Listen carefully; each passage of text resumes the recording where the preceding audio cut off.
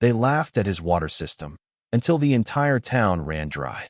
When Marcus Chin stood before the town council with his water conservation plans, they laughed so hard that Mayor Davidson actually spit coffee across the mahogany table. "You want us to spend money on cisterns and rain collection?" The mayor wheezed, wiping his mouth. "Son, we sit on the biggest aquifer in 3 counties. We'll never run dry." That was May 15th. By June 3rd, the aquifer was bone dry, and Marcus Chin became the only person in Ridgemont Valley who had water. Welcome to Heartfire Obsession. Don't forget to like and subscribe as we dive into this incredible story of survival and ingenuity. The engineer nobody respected. Marcus had moved to Ridgemont 6 months earlier, a quiet hydraulic engineer with a degree from MIT and a stutter that made him seem uncertain when he spoke. The townspeople saw a nervous young man, barely 30, with ink-stained fingers and clothes that never quite fit right. What they didn't see was the brilliance behind those wire-rimmed glasses, a mind that could calculate water flow rates in his sleep and predict drought patterns by reading soil composition. His neighbors, the Hendersons, had mocked his rooftop modifications. "Looks like a science fair project exploded on your house," Jeff Henderson had shouted from his perfectly manicured lawn, beer in hand, surrounded by his sprinkler system watering grass that didn't need it. Marcus had just smiled awkwardly and continued installing his elaborate network of gutters, pipes, and storage tanks. He tried to warn them, tried to explain that the aquifer levels had been dropping for 18 months, that the geological surveys showed cracks in the underground limestone, that the drought forecast was unprecedented.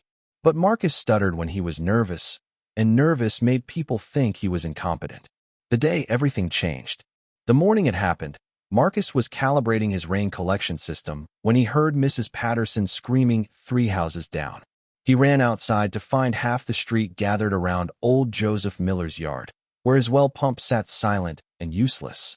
"It's dry," Joseph kept repeating, his 70-year-old hands shaking as he stared into the well shaft. 43 years, never once ran dry. "It's bone dry." By noon, every well in Ridgemont was pumping dust. The municipal water system, which drew from the aquifer, delivered nothing but air and a horrible grinding sound as the pumps seized. The nearest functioning water source was now Lake Patterson, 37 miles away through mountainous terrain. The town of 1,847 people had approximately 3 days of bottled water in their homes. Maybe 4 if they rationed carefully. It was 94 degrees, with no rain forecast for 6 weeks. The mob mentality begins. Marcus stood on his porch that afternoon, watching pickup trucks stream out of town toward Lake Patterson, kicking up dust that choked the air. He'd filled his bathtub that morning, a habit from his emergency preparedness routine, and his collection system still held 340 gallons from the last rain 2 weeks ago. He had water. They didn't, and they were starting to realize who had tried to warn them. Sheriff Wade Dixon arrived at 4 p.m., his face red and dripping sweat. "Marcus, folks are saying you knew this was coming." "That true?" Marcus nodded, his stutter worse under pressure. I tried to tell the council. "The geological, can you fix it?" Dixon interrupted. "The aquifer? And no, Sheriff. That'll take months, maybe years to recharge. If it ever, then what good are you?" Dixon turned to leave, then paused. "People are scared, son. Scared people do stupid things. You got water here. I can smell the moisture from your yard. You'd best be willing to share, or things could get ugly." The first night of chaos. That night, Marcus didn't sleep. He sat in his living room with every light off, watching through the curtains as headlights crawled back into town from Lake Patterson. Many trucks returned empty. The lake was 37 miles each way, and gas stations had already run out of fuel from the sudden demand. Those who made it back had containers of water that wouldn't last 2 days for their families. At 2 a.m., he heard footsteps on his porch. Then voices. "He's got water, I know he does. Look at his grass, it's still green. We should just take it. He's one guy." And he knew this was coming and didn't tell nobody. Marcus recognized the voices, the Henderson brothers, whose father had mocked his rooftop system. He sat frozen, heart hammering, as they tested his door handle. It was locked, but locks meant nothing to desperate people. Then Sheriff Dixon's voice cut through the darkness. "Step away from that house, gentlemen." Now, the footsteps retreated, but Marcus heard Jeff Henderson's parting words. He can't protect you forever, Chun. We got families to feed. The ultimatum. The next morning, Mayor Davidson appeared at Marcus's door with Sheriff Dixon and 4 council members. Their faces were drawn, desperate.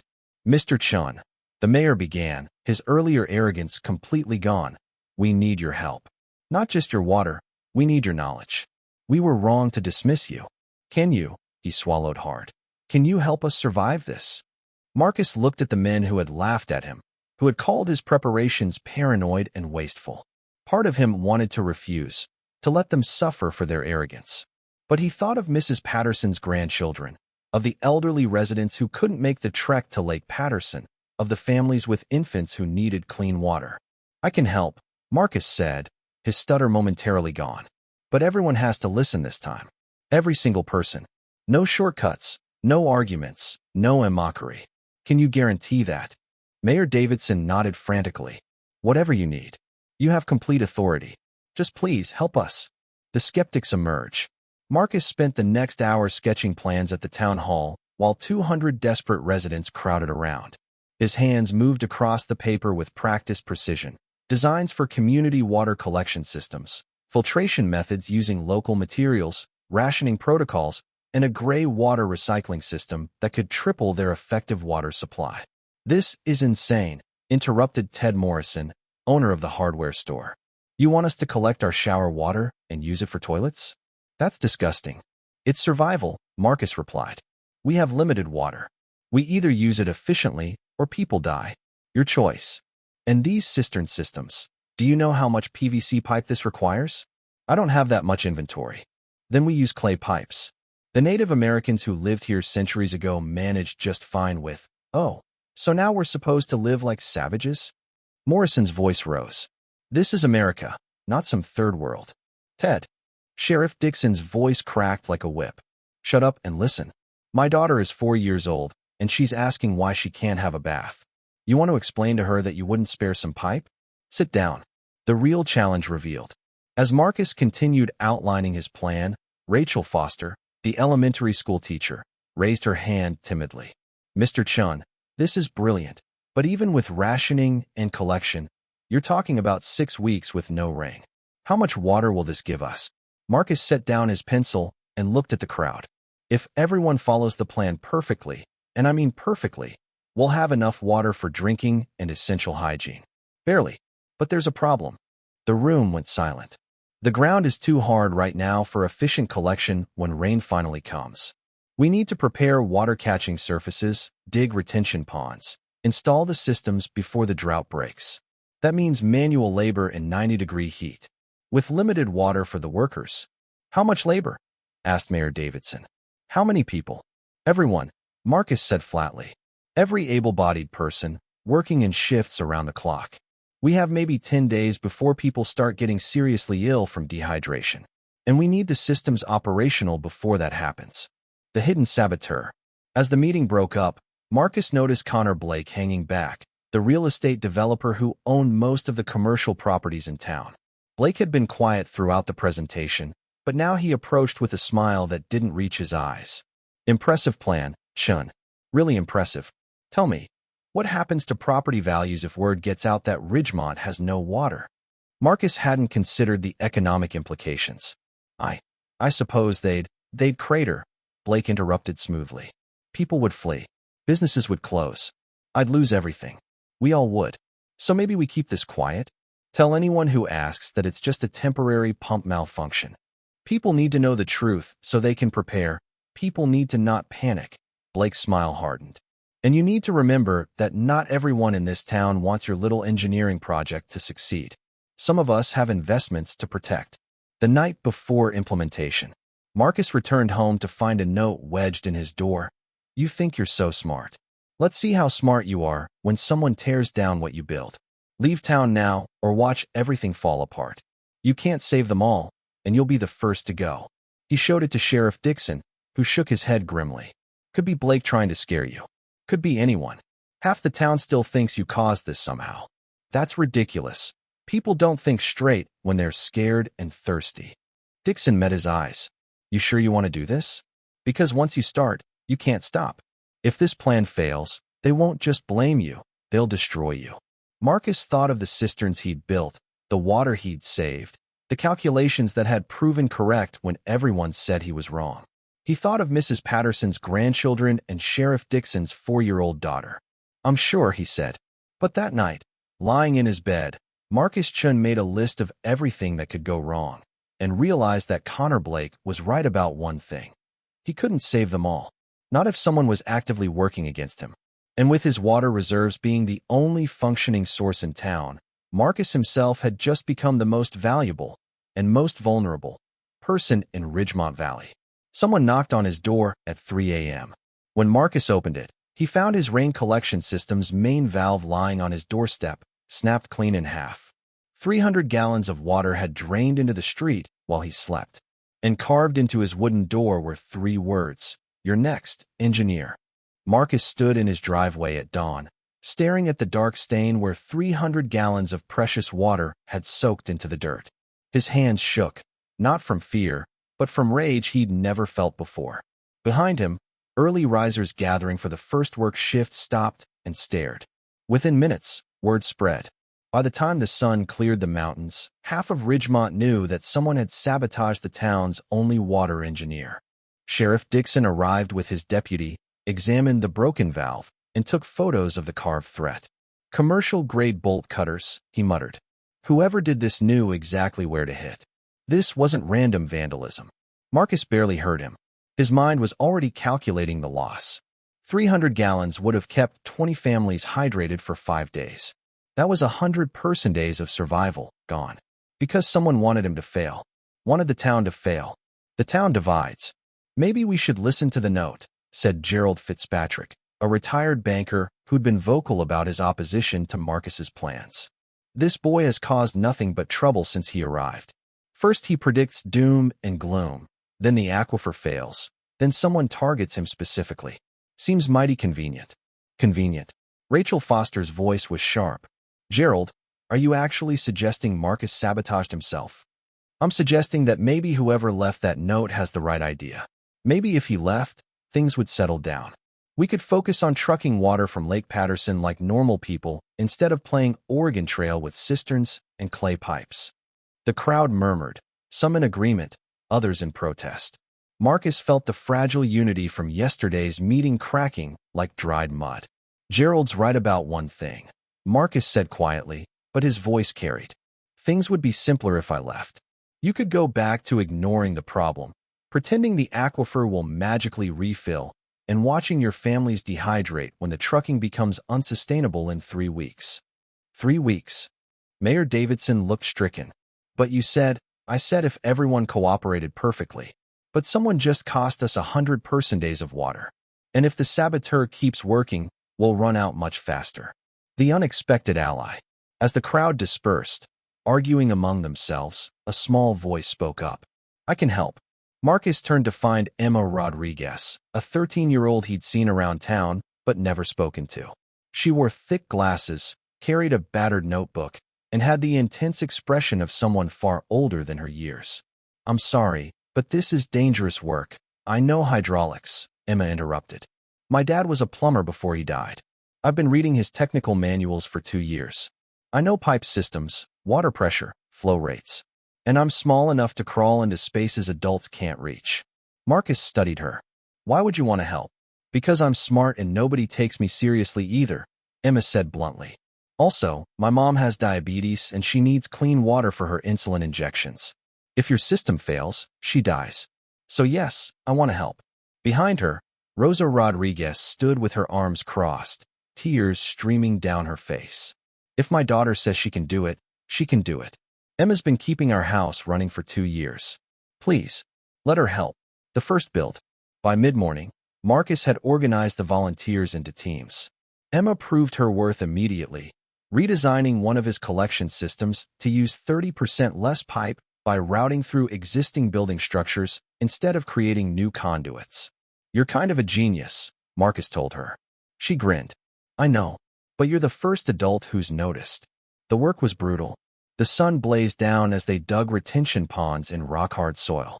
People who'd never done manual labor before swung pickaxes until their hands bled. But slowly, impossibly, The systems took shape. Gutters appeared on every building. Clay pipes snaked between houses. A central cistern grew in the town square, fed by dozens of smaller collection points. And Marcus began to see the saboteur's pattern. At 2 p.m., a support beam accidentally collapsed, destroying 2 hours of work. At 4 p.m., someone discovered that an entire section of pipe had been installed backward, requiring complete removal and reinstallation. At sunset, a crucial joint separated, dumping 50 gallons of transported water onto the ground. The trap. It's not random, Emma said that evening, studying her notes. Look, every incident targets load-bearing or high-traffic components. Whoever's doing this understands engineering. They know exactly where we're most vulnerable. Marcus nodded slowly. And they're watching us work to identify targets. Which means they're one of the volunteers, Emma finished. Someone on our team is destroying their own survival system. They set a trap. The next morning, Marcus announced loudly that they'd be installing the system's most critical component that afternoon, a pressure regulator that would balance water flow across the entire town. Without it, the entire system would fail. He made sure everyone heard the timeline, the location, everything. Then he and Emma watched. Connor Blake appeared at exactly the wrong time, carrying tools he shouldn't have needed for his assigned task. They followed him after the shift ended, watched him meet with Gerald Fitzpatrick and 2 others Marcus didn't recognize. Heard Blake say, "Once the regulator's installed, we can't stop this without destroying the whole system. We have one chance. Tonight." The confrontation. Sheriff Dixon arrested them at midnight, just as Blake was cutting into the regulator housing. "Why?" Marcus asked, genuinely confused. "Why sabotage your own survival?" Blake's laugh was bitter. "Because you don't understand what you've done, Sean. You've made Ridgemont famous for all the wrong reasons. By tomorrow, news crews will be here. By next week, the state will declare this an emergency zone. Property values will collapse. Businesses will close. Everyone will leave. And that's worse than dying of thirst." Yes. Blake's facade finally cracked. "I have $43 million invested in this town. Commercial properties, residential developments, shopping centers. If Ridgemont becomes known as the town that ran out of water, I lose everything. Everything. Better to fail your system, blame you, and tell the world it was just mismanagement than admit we have a fundamental water crisis." Marcus stared at him. "You were willing to let people die to protect your investment portfolio? Don't act self-righteous. You're not from here. You don't understand what's at stake." "I understand perfectly," Marcus said coldly. "You valued money over lives. Sheriff, get him out of my sight." The new problem. But Blake's arrest didn't solve their fundamental problem. The sabotage had cost them 4 days of work and depleted their water reserves by another 180 gallons. Marcus ran the calculations that night and realized with sick certainty that they wouldn't make it. Even working perfectly from now on, even with no more sabotage, they were 1,200 gallons short of survival. "We need more water," he told the morning assembly. "I need 20 volunteers with reliable trucks to make the Lake Patterson run. It's dangerous. The mountain road is treacherous and fuel is scarce, but we have no choice."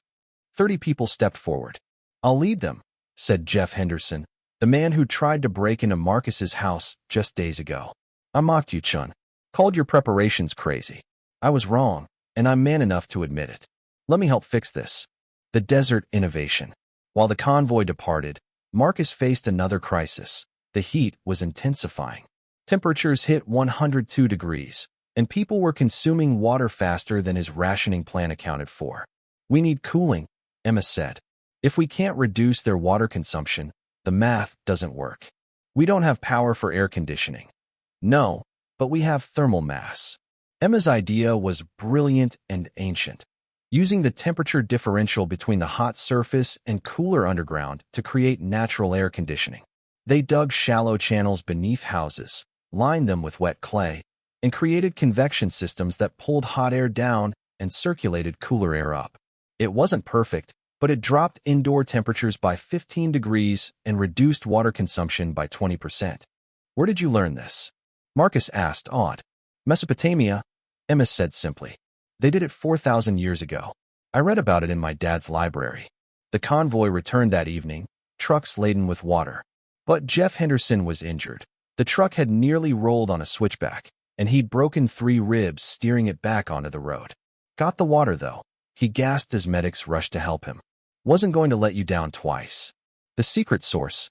That night, Emma found Marcus studying maps by candlelight. You're looking at the aquifer surveys, she observed. Yes. Something's been bothering me. The aquifer didn't just dry up. It failed catastrophically in 48 hours. That's not normal. What does it mean? It means something broke. A collapse, a fracture, something structural. And if we can find where the water went, Emma's eyes widened. We might be able to access it. They spent 3 days drilling test holes across town, analyzing soil samples, tracking underground water traces. On the afternoon of June 18th, in the basement of the old church, they found it.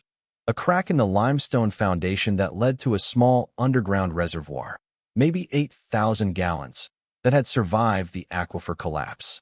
It's not much, Marcus said. Maybe 10 days of survival at current consumption. 10 days gets us to June 28th, Emma said, checking her weather charts. And the forecast just updated. There's a storm system forming over the Pacific. Might hit us July 1st. Might, Marcus emphasized. Emma, we can't bet everything on a weather prediction. No, she agreed. But we can buy ourselves the chance to find out. The final test. News of the hidden reservoir spread through town like wildfire. Suddenly, Marcus wasn't just tolerated. He was celebrated. People who'd mocked him now called him a hero. Mayor Davidson gave a speech praising his vision. Even Gerald Fitzpatrick apologized publicly. But Marcus felt hollow. They weren't saved yet. They'd just delayed the inevitable. And when he calculated their total water usage against all available sources, his remaining personal reserves, the convoy water, the reservoir, the collection systems, they would run completely dry on July 3rd. Either it rained on July 1st, or Ridgemont died. As the sun set on June 28th, Marcus stood in the town square surrounded by the elaborate water collection system he and Emma had built. Miles of pipe, dozens of cisterns, retention ponds, filtration systems. All useless without rain. Emma stood beside him, studying the sky. Do you think it'll come? I don't know, Marcus admitted. I've made a career out of engineering certainty. But this is just hope. Then I guess we hope together, Emma said. And somewhere in the dark western sky, thunder rumbled distantly, a sound that could have been promise or just more cruel emptiness. And Marcus Chin, the engineer nobody had respected, realized that for the first time in his life, the outcome wasn't something he could calculate or control. They had done everything humanly possible, shown more ingenuity than he'd thought the town capable of, and now they could only wait to see if nature would reward their faith or ignore their desperation completely. The last bottle of rationed water sat on his porch, representing everything they'd fought for. Tomorrow, someone would drink it, and then they'd have nothing left but prayers and engineering and the fragile hope that sometimes, just sometimes, the smart people who everyone ignores turn out to be exactly right. June 30th stretched into forever. The sky remained stubbornly clear, a mocking expanse of stars that seemed to laugh at their desperate collection systems. Marcus stood watch in the town square as midnight approached, studying weather radar on Emma's phone, the last device with battery power. The storm system was there, creeping toward them at agonizing slowness, but meteorological models showed it could veer north at any moment. They'd be spared the rain they'd die without. At 2 a.m., Rosa Rodriguez collapsed. Her diabetes had spiraled out of control, worsened by dehydration and stress. Emma found her mother unconscious in their kitchen and screamed for help. Marcus arrived with the medical kit to find Sheriff Dixon already performing CPR. She needs fluids, Dixon gasped between compressions. For fluids, but we used the last bag 3 days ago. Marcus made the decision in 2 seconds. He ran to his house and returned with his personal emergency reserve, 1 gallon of purified water he'd kept hidden, his absolute last resort. Use it. Marcus, use it. They saved Rosa's life, but Marcus knew what he'd just done. He'd given away his margin of error, his final safety net. If the storm didn't come, he would die first. The morning revelation. July 1st dawned with air so dry it cracked lips on contact. The town gathered in the square at sunrise, not because Marcus asked them to, but because no one could bear waiting alone. They stood in silence, 1,847 people who'd learned to work together when survival demanded it, staring at the western horizon. Emma's weather app showed the storm 40 miles away, moving at 8 miles per hour. 5 hours until it reached them. Maybe. Then Gerald Fitzpatrick stepped forward, the man who'd once demanded Marcus leave town. "I want to say something," his voice cracked. "I spent 40 years as a banker. Made a career out of calculating risk, managing certainty, trusting numbers. And when Marcus Chin arrived with his predictions and preparations, I dismissed him because he was young, because he stuttered, because he made me feel foolish for not seeing what he saw." Gerald's eyes glistened. "I was wrong about everything that matters. About humility, about listening, about what intelligence actually looks like. And I'm sorry, to Marcus, to all of you, for being the kind of fool who values credentials over competence." Others stepped forward then, offering their own confessions. The hardware store owner who'd refused to donate supplies. The council members who'd laughed at the water conservation proposal. The neighbors who'd mocked his cisterns. One by one, they stood before Marcus and admitted their failures. "Stop," Marcus finally said, his voice hoarse. "We don't have time for this. I don't need apologies. I need—" He stopped, because he realized he didn't know what he needed. Validation? Vindication? He'd been right, and being right was supposed to feel triumphant. Instead, he just felt tired and scared and desperately aware that all his intelligence meant nothing if the sky stayed empty. The first drop. At 10:47 a.m., Emma pointed upward. Cloud. It was small, barely more than a wisp, but it was moving against the wind, being pulled by the larger system behind it. Within an hour, the sky had transformed from clear blue to troubled gray. Wind picked up, carrying the electric scent of approaching rain. Marcus's carefully calibrated collection systems, miles of gutters, pipes, and cisterns, sat ready. Every surface that could catch water had been prepared. They'd even spread tarps across the football field, funneling toward collection points. The first drop hit at 11:23 a.m. It struck the pavement in the town square with a sound like a gunshot, and 1,847 people collectively gasped. The second drop followed. Then the third. Then the sky opened. It wasn't a gentle rain. It was a deluge, the kind of cloud break that happens when weather systems collide and the atmosphere can no longer hold its moisture. It hammered down with tropical intensity, overwhelming gutters, flooding streets, turning the drought-hardened ground into rivers of muddy runoff. And Marcus's collection systems caught every precious ounce.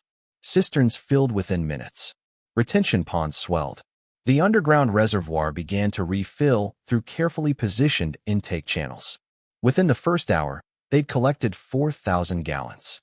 Within 3 hours, 15,000. The unexpected crisis. But at 3 p.m., Emma came running with panic in her eyes. "Marcus!" The central cistern. He raced to the town square and saw the problem immediately. The cistern was designed to hold 20,000 gallons, fed by the entire town's collection network. But the rainfall was so intense that water was flowing in faster than the system could distribute it. The cistern was at 19,500 gallons and rising, and if it overflowed, it would flood the entire square, potentially destroying the distribution infrastructure they'd spent weeks building. "We need to reduce input flow," Marcus shouted over the rain. "Emma, take Team 3 and close the northern feeds. Sheriff, Team 5 to the eastern sector." "No time," interrupted Jeff Henderson. "Look at the rate. We've got maybe 5 minutes before it crests." Marcus's mind raced. 5 minutes. They couldn't close enough valves in 5 minutes. The cistern would overflow, and weeks of work would be destroyed. Unless... "Everyone," Marcus screamed. "Fill every container you have. Now." It took them a moment to understand. Then chaos erupted as people ran to their homes and returned with buckets, pots, bottles, bathtubs on wheels, anything that could hold water. They formed a human chain from the cistern's overflow outlets, passing containers hand to hand, filling them at desperate speed. It was pandemonium. It was beautiful. Hardware store owner Ted Morrison stood shoulder to shoulder with Emma Rodriguez. Gerald Fitzpatrick handed buckets to Connor Blake, still awaiting trial, but freed for the emergency. Mayor Davidson's suit was ruined, but he didn't stop moving. For 20 minutes, they worked with the kind of synchronized intensity that only shared survival creates. And when the rain finally began to ease, The cistern sat at 19,950 gallons, 50 gallons from disaster, and every person in Ridgemont held at least one container of water. The accounting. As the storm cleared and a watery sun emerged, Marcus and Emma did the final calculations. The systems had collected 47,000 gallons. Combined with the reservoir and remaining reserves, they now had enough water for 4 months at normal consumption. For months to either find a permanent solution or for the aquifer to begin recharging. For months of absolute survival. But more importantly, the collection systems were now proven. As long as it rained even occasionally, they could sustain themselves indefinitely. "We did it," Emma said quietly, staring at her water-stained notebook filled with calculations and designs. "We actually did it." Marcus nodded, too exhausted for celebration. They had survived.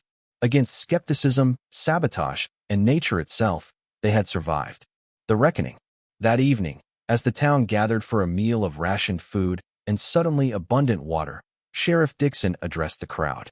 "We need to talk about what happens next. Connor Blake will stand trial for sabotage and reckless endangerment. Gerald Fitzpatrick has resigned from the council, and we need to decide what kind of town we want to be going forward."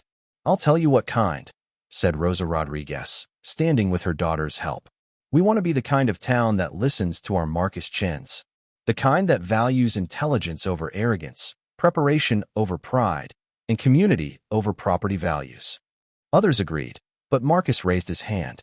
"I appreciate that, but I don't want blind faith either. What I want, what we need, is a town that asks questions, demands explanations, but then trusts expertise when the evidence supports it. Don't follow me because I was right once. Follow the best ideas, wherever they come from." Emma stood, "And maybe actually listen to kids sometimes? Because I'm 13 and I had good ideas too, but the only reason anyone paid attention was because I was working with Marcus. That's messed up."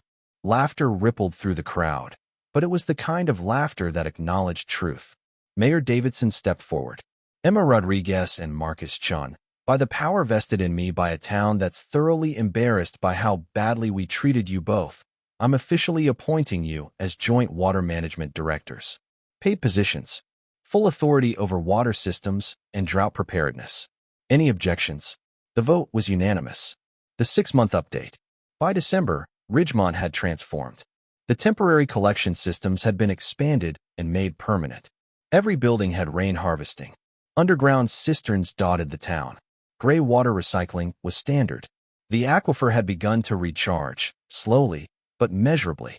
And Marcus Chun was no longer the nervous outsider who stuttered when he spoke.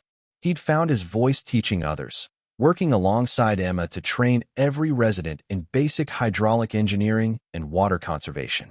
The town had become something of a sensation. News outlets covered the town that saved itself. Universities sent researchers to study their systems. Other drought-prone communities sent representatives to learn. And Marcus, who'd once been mocked for preparing for disasters no one believed would come, now fielded calls from FEMA, the EPA, and the UN. But his favorite moment came on a Tuesday afternoon in December when it rained again, just a light shower. And instead of panic or desperation, the townspeople smiled and watched their collection systems work. Children played in puddles. Adults stood on porches with coffee, listening to water drip into cisterns. It was just rain. Beautiful, normal, no longer terrifying rain. The real victory. Emma found Marcus in the town square that evening, studying plans for an expansion of the water system. "You're always working," she observed. "So are you," he countered, nodding at her notebook. She grinned. "Fair point. Hey, I got accepted to MIT. Early admission. Full scholarship for engineering." "Emma, that's incredible." "Yeah, well, apparently saving your hometown from drought looks good on college applications." She grew serious. "I'm going to study hydraulic engineering. Because of you. Because you showed me that being smart isn't something to hide or apologize for." "You already knew that," Marcus said. "Maybe, but I needed to see someone else live it first. Someone who got mocked and dismissed and was still right. Someone who stuttered but didn't let that stop him from speaking up when it mattered." They stood in comfortable silence, watching the sun set over a town that had learned the hardest way possible that intelligence comes in many forms, that preparation isn't paranoia, and that sometimes the people you ignore are exactly the ones who'll save your life. The final test. In March, the State Geological Survey confirmed what Marcus had suspected. The aquifer collapse had been caused by a combination of over-extraction and natural limestone deterioration. It would recharge eventually, but it would never again support the level of usage Ridgemont had once practiced. So we really can't go back, Mayor Davidson said, reading the report. We're dependent on collection systems forever. Not dependent, Marcus corrected gently. Adapted. There's a difference. What we've built here, it's not a temporary fix. It's a better way of living with the resources we actually have. The report could have caused panic. Instead, the town council voted to expand the water systems further to make Ridgemont a model of sustainable water management. Property values didn't crash. They actually rose as people realized living in a town that could survive a crisis was worth something. Connor Blake's developments sat empty, eventually seized by the bank, but new businesses arrived. Ecotourism, research facilities, companies that valued resilience over convenience. And on a warm April afternoon, exactly 1 year after the aquifer failed, the town gathered again in the square. But this time it wasn't from desperation. It was for celebration, the dedication of a new monument.